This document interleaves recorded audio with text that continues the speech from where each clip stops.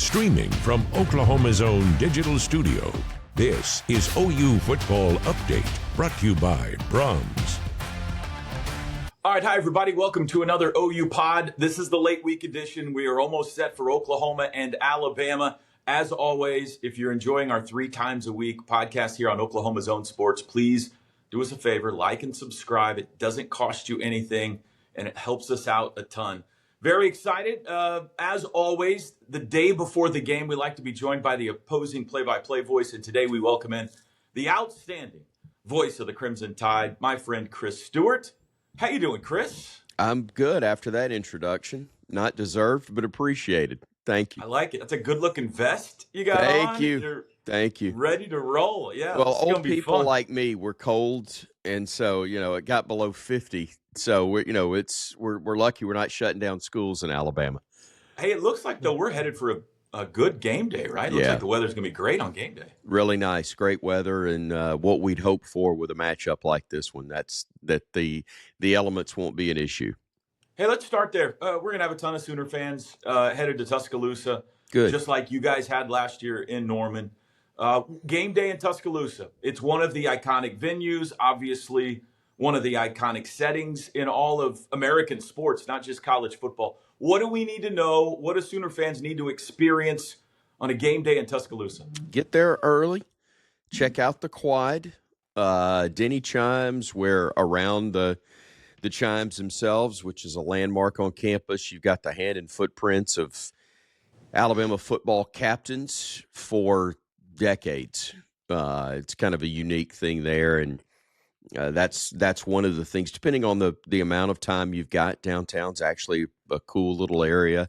But when you get around the campus, we're really proud of it. It's a beautiful place, and hope you'll enjoy taking all that in. But over by the stadium itself, you've got the Walk of Champions, which has the statues of the national championship winning coaches.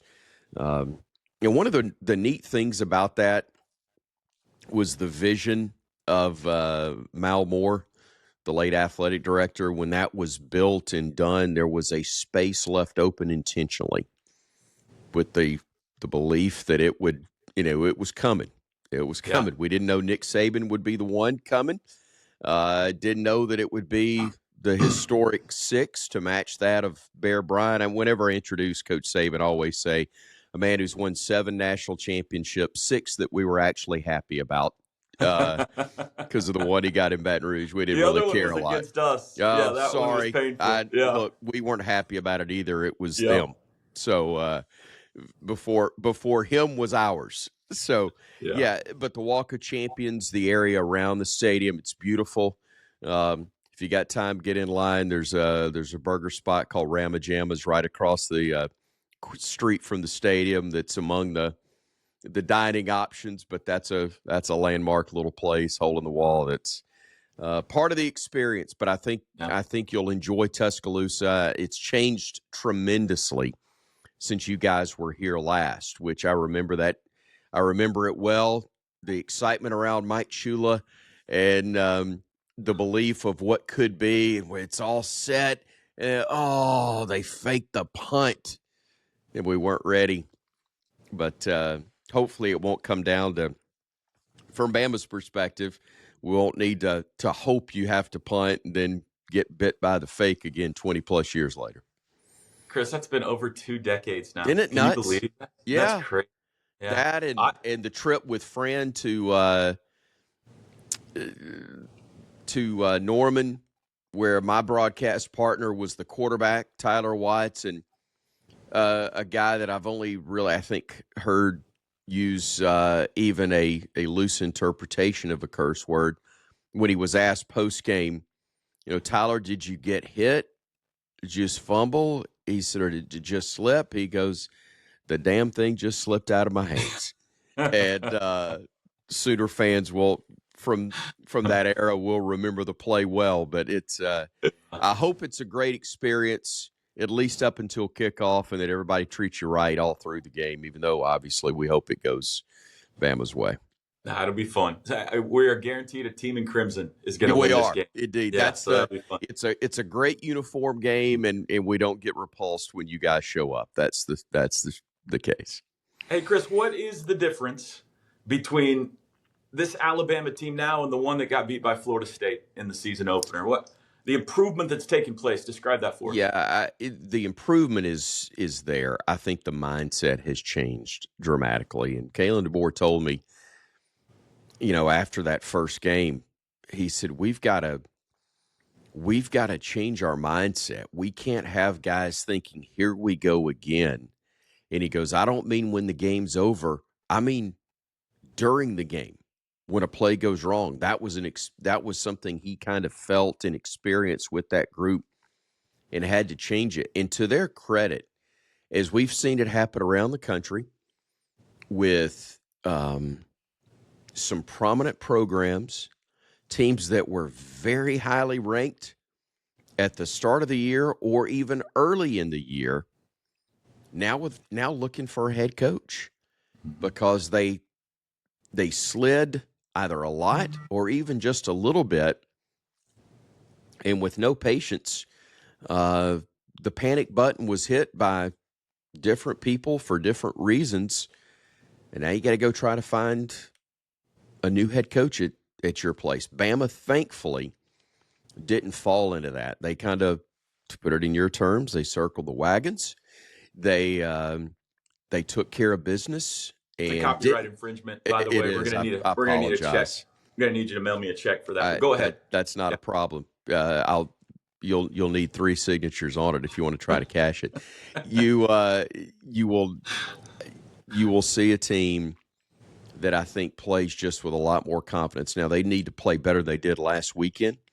That was one of the games against a talented team, if not a great team right now in LSU, but one that certainly still has a lot of talent where we just didn't play our best. Defensively, we're tremendous, but offensively was below what this squad's capable of. But when they're clicking on all cylinders, they're as dangerous as any team in America. I want to ask you about your quarterback, but before we do, here's a quick message from our friends at Brahms. It's time to enjoy the sweet taste of Brahms Strawberry Shortcake Sundae. Our creamy vanilla ice cream is nestled on top of Brahms fresh-baked golden bundt cakes with spoonfuls of delicious strawberry topping all around, complete with fluffy whipped cream and a cherry to create the perfect flavor combination. Strawberry goodness is waiting for you at Brahms. Let's talk about Ty Simpson. He's got 1,000 touchdowns and 1 interception so far this year. He's been incredible for you guys. That was very much a question mark coming into the season for Alabama. What has impressed you most about Ty Simpson? His poise, his growth, his confidence, his ability to get everybody involved.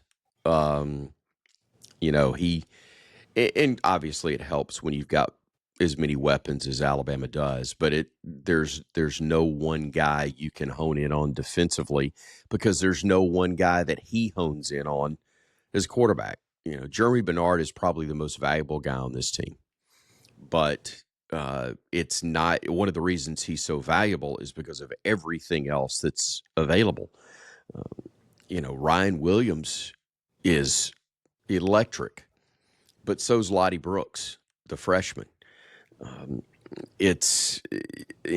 Jeremy's very reliable, but so's Isaiah Horton, the transfer from Miami. So it is a dangerous group, but he is the ignition for the switch. There is no question. He is poised, confident, really athletic. He runs better than people give him credit for. He was frankly one of the top dual threat quarterbacks in the country, and that's why they signed him. He doesn't run like Jalen Milroe, but hardly anybody in the country does or did a year ago from the quarterback position, and really weren't that many running backs that could run like Jalen. But Ty Simpson fits this system better. Last year, you had a staff that knew that Jalen was your best option at quarterback, but he wasn't the best fit for their system. So you're not a square peg into a round hole, but it was close. This year, it's a very talented guy and a talented, deep quarterback room, but with a skill set that better fits what this staff wants to do. You mentioned how great the defense played last week against LSU. As a whole, what's your assessment of the Alabama defense this year? Well, Kane Womack, the coordinator's done an unbelievable job. And, they weren't great in the first game, but a big reason why. Here's the thing. Everybody talks about what's changed. And you asked me that earlier, and I buried the lead because it's 4 questions later before I'm really giving you the true answer on that. And it's not to take anything away from FSU, but Alabama was without Tim Keenan, their most experienced, most talented defensive lineman in the middle. And that's where Florida State had success offensively, was in the middle, whether it was quarterback draws, whether it was design runs, or pressure forces him to run, whatever, and he killed us up the middle. They ran it successfully up the middle just from under center. Not all they did, but that was the biggest part. Then we also didn't have our most experienced and most gifted running back in Jam Miller, who is not only a good running back, even though the numbers have been bad for Alabama's run game this year, but he's a great receiver out of the backfield and the best pass blocker that you have as well. And Ty was running for his life in his first game as a starter. So, again, not taking anything away from FSU, but those are guys that are their presence on the field made a major difference for Alabama's team, and you've seen a better product by way of that. But on the defensive side, it does start up front with Tim. But Jan Pierre has been a great addition and has gotten better and better and better as an edge rusher.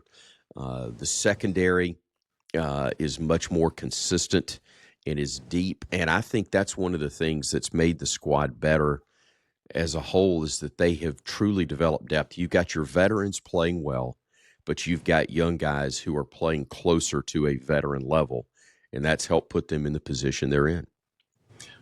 What's number one on the worry list, concern list for this game for Alabama? Maybe there's not one. Maybe it's a lengthy list. I don't know. But what concerns you the most? I assure you there is one when you look at Oklahoma. But I would say it's easily got to be what you guys do defensively. And one of the notes on the first page is that 49% of opposing offenses have 1 yard or less on average on plays. That's a concern. Now, Alabama's also shown a propensity to go for the big play. And one of the reasons they weren't as good last week and in a couple of other games is when they've had wide open opportunities for big plays and have missed. So when you get those, you can't miss against Oklahoma, because lining up and running it is not something Bama has done well against anybody, but it ain't going to happen against OU.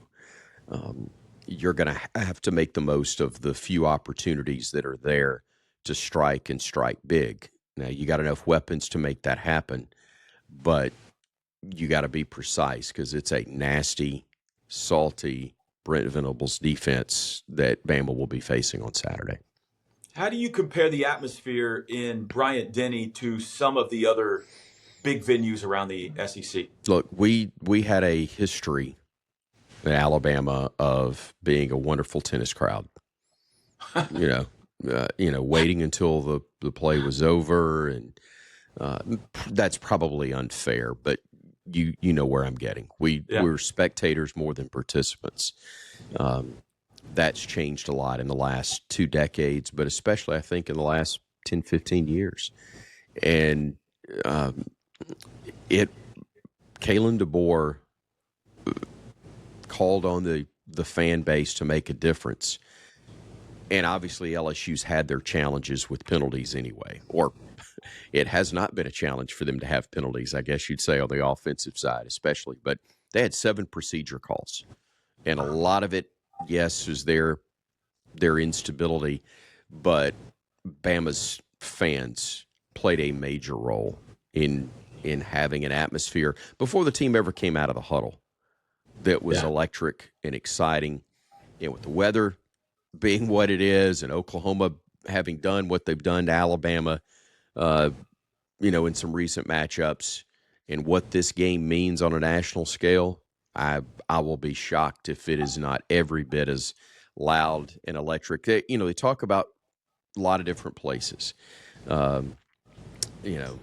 Tiger Stadium in Baton Rouge, where it's so tough for everybody to win except for Alabama, apparently, because I think we've lost fewer than 5 times in 50 years there. I mean, it's crazy the success they've had there, because it's not easy to win.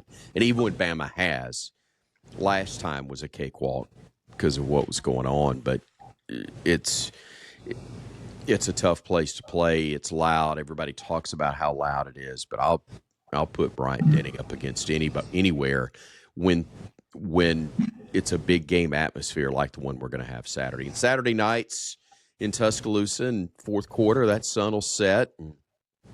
It'll get a little cooler, but it'll get a little rowdier as well, hopefully. All right, most important question. We'll get you out of here. How's the visiting radio booth? This is what everybody needs to know. I have a visor for earlier, because we like many now have been banished to the sun-setting side of the stadium. Okay. So make sure you got a cap or at least the shades. But you're going to be around midfield. You got a pretty good vantage point. Nice. I think you'll like it. We'll take care of you. And if it's That's not better than the duck blind at LSU. LSU, not a fan of that. Auburn, as we're in the end zone there. I'm not sure if you've been to that one. I have. Very first SEC road game we had was at Auburn. That was a fun introduction. Like, oh, welcome to the SEC, where it just means more. It just still means don't know what more. Yard line the ball's on. No, you can actually see probably the scoreboard. If they had the doors open, you could see the scoreboard better at Auburn Arena than you could at Jordan-Hare. That's only a slight exaggeration. And they're apologetic for it. It's great people there, but it's a tough one. But we got you pretty good perch. Again, just bring the shades or the cap for Saturday. I can't wait. This is going to be so much fun. Sooners and the Crimson Tide, Chris Stewart, the play-by-play voice at Alabama. Chris, thanks so much for a few minutes of your time today, and I will see you on Saturday up in the press box. Look forward to it, buddy. Thank you. Thank you for watching this Oklahoma Zone digital studio stream. Stay with News 9, online and on television anytime for the latest news, weather, and sports.